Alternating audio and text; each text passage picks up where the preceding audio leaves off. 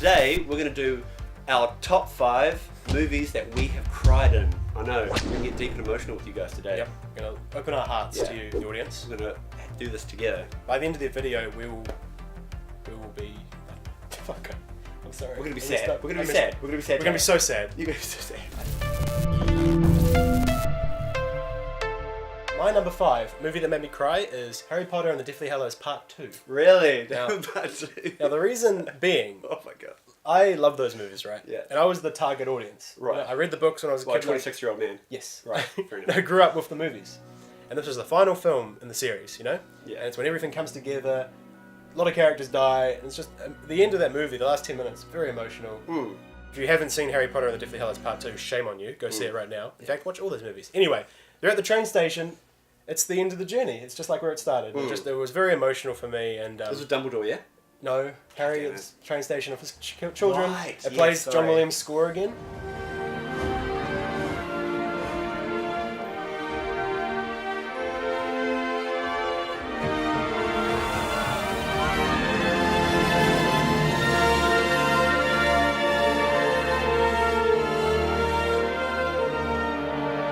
Yeah, every time I watch it, I just lose it. At the end. And so you went to watch this in the movies and you cried? Yeah, I cried. Everyone cried. I went to a midnight screening. People were playing Quidditch in the seats. It I'm was so crazy. tired. This movie's so long. Yeah, I it was want to go insane. home. No way. It was great. Cool. We were all crying because we're all fans, and it was the end of an era. You know.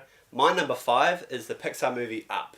Now, this just took me, was a punch straight to the gut, was that very opening part of the movie. It's a short film all on its own about the story of the old man and when he was a young kid and he meets the love of his life, and they just, spoilers, again, I shouldn't have to say this, but she dies and he's left alone.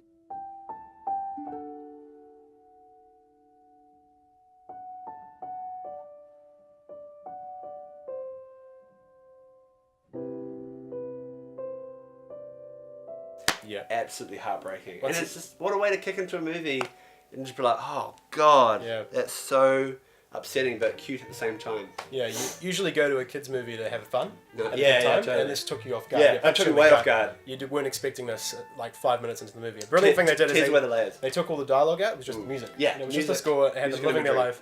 Yeah, and there was a scene where the ties. Showing the ties, and it just panned up, and he was old, and you're like, yeah. You knew what was going to happen.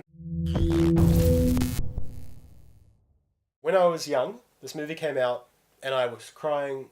I cried for days. Yeah. It made me so cut up. I had not seen the original. It's a remake, and it was devastating to me. And this is Peter Jackson's King Kong. Oh wow! When I first saw really? this movie. Yep. It's the end. It's young the end, tyke. isn't it? Yeah, it's the end of the movie. Yeah. You go on this massive journey with Kong and Anne. They're walking together through the snow, and they start playing on the ice. Yeah. And that's when it started for me. It is. Because It's romantic there. I didn't know a lot about King Kong, but I knew that he wasn't going to make it. So having that scene happen really just hit me hard. Yeah. I was bawling because I knew what was going to happen, and then this final scene on the Empire State Building, they're looking at each other, and his eyes go out.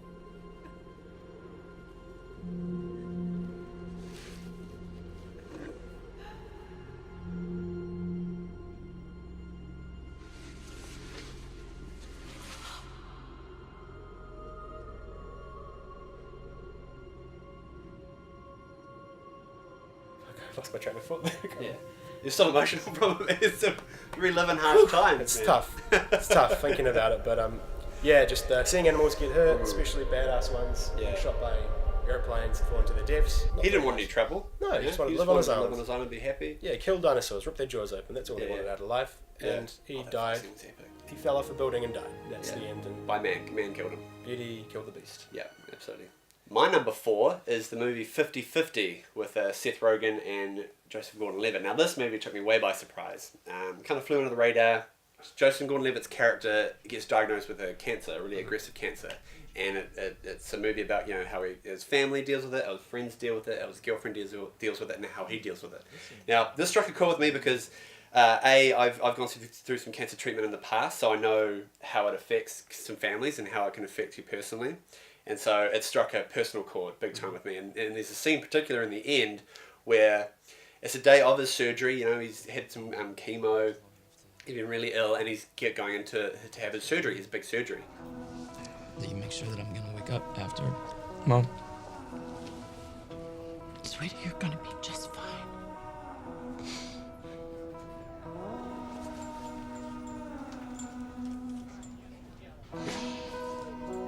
sorry, but we need to get Adam to the operating room. Could you just wait a moment, please?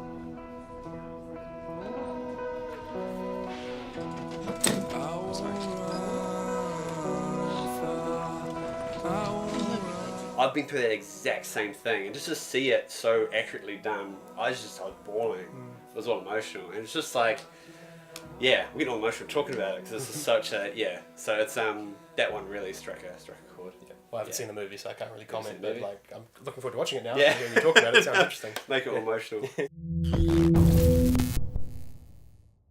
My number 3 is another Pixar movie. This one, it's Toy Story 3. Oh yeah, And, I still need to see Toy Story 3. You haven't seen Toy Story I haven't 3? seen Toy Oh Story 3. no! I know, I'm so bad. I'm so bad. I don't want to spoil it. Another end of a journey. Mm-hmm. This is a really good trilogy. Highly Love those recommended. movies. One of my favourite trilogies. And the whole series is building up to the fact that they're kids growing up, you know, and they need to move on. They're always kind of like, nah, what happened? What happened? He's like in college or high school now. By the third movie, he's in college, yeah. So and by the end of the movie, they've gone through all this shit, and they finally get back home, and Woody is going to go to college with him because Woody's his famous toy, so he's going to keep him on his bench. But he finds a way to get them delivered to a little girl that lives down the street. Right. They go to the girl's house, and it turns out Andy remembers all of the toys he grew up with. He describes them all, puts them all down, and he knows all their names. He still loves them. Woody? What's he doing in there? There's a snake in my boot.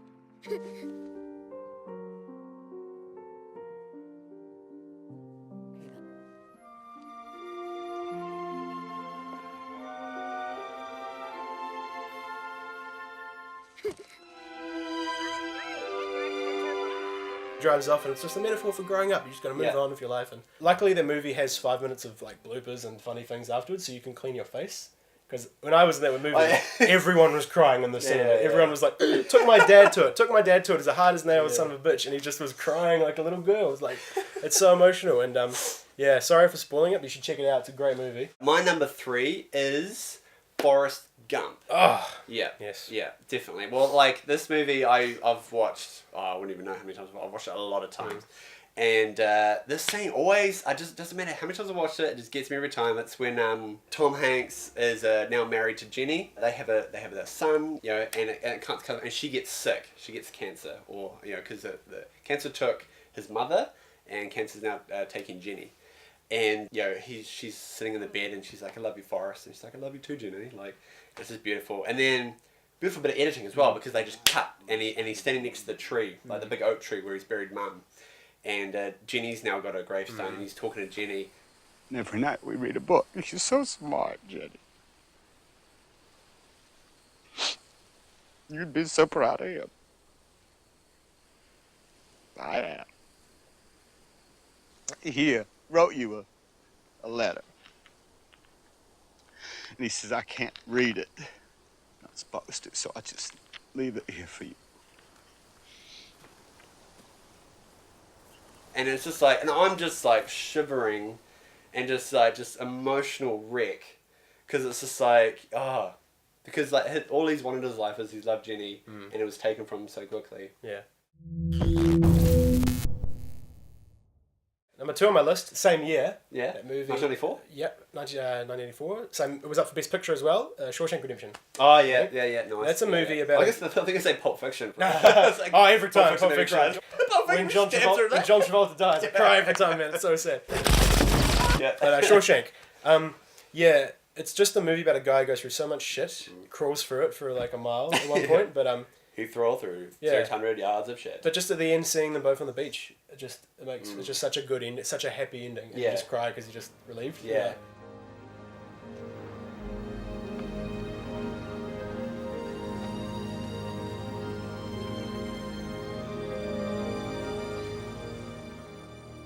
That scene where he's in the rain's great as well. Oh, yeah. When he's got the outstretched arms, you know, Yeah. it's like finally he's free. But just that last Thunder. part, the last part where Morgan Freeman's character, who some say is the Shawshank Redemption because he didn't believe in hope, at the end finally saying, you know, I hope I can see the ocean again. And it cuts to Yeah. them on the beach seeing each other and they hug.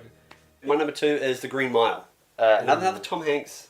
Stephen movie. King. Stephen King. Yeah. Stephen King's short story, made into a film by Frank Darabont, who did Shawshank, Redemption. And The Mist. And The Mist, yeah, The Mist, yeah. You know, it's this whole brilliant story about this prison block, about death row, like about the electric chair. John Coffey, big guy, but he's Jesus' miracle pretty much. He's JC. like, yeah, he's kind of like he's like a blessed angel that's been brought in to kind of help people, and he's been wrongly convicted of murder. At the end of the movie, you know, it's his time to get electrocuted, like his time for death, even though he's innocent. Everyone thinks he's innocent, but there's nothing they can do. There's nothing they can do. They have to go through with it. Roll on two.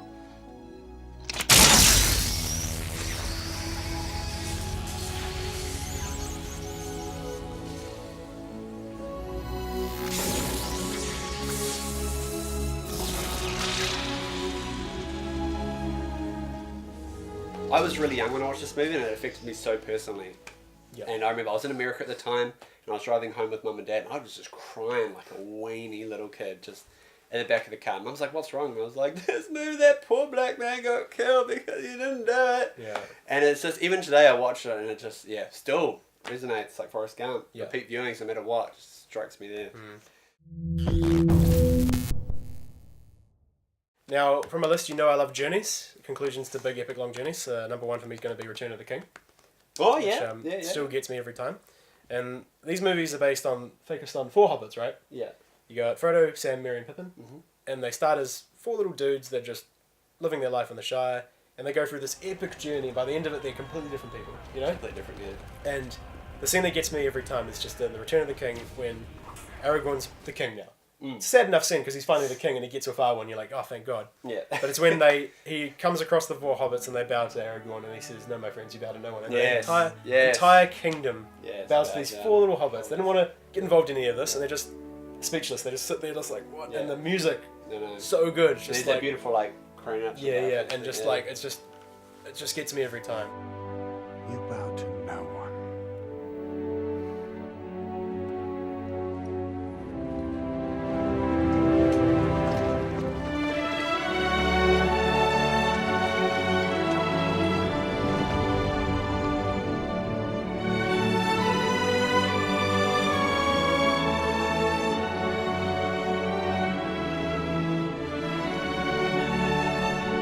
Gone on this huge journey. They've saved the world. They go back to the Shire and nobody knows about it. They're living their lives normally. They just sit in the bar.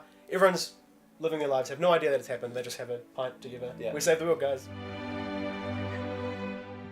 My big number one to me is Gladiator. That was, again, it was around probably a year or 2 before I watched The Green Mile. That age where you're an emotional kind of kid and you're experiencing things and you're seeing things. Gladiator, just at the end, you know, where he's, Maximus is fighting the Emperor, and the Emperor kind of wounds him before the battle, which is a cheap trick, and then they fight, and Maximus still just like does him one, just his knife right in his neck, and then as he's killed the Emperor, he just kind of stands there, and then he's this beautiful image of Elysium, where he's going to, because he's about to die, he's mortally wounded.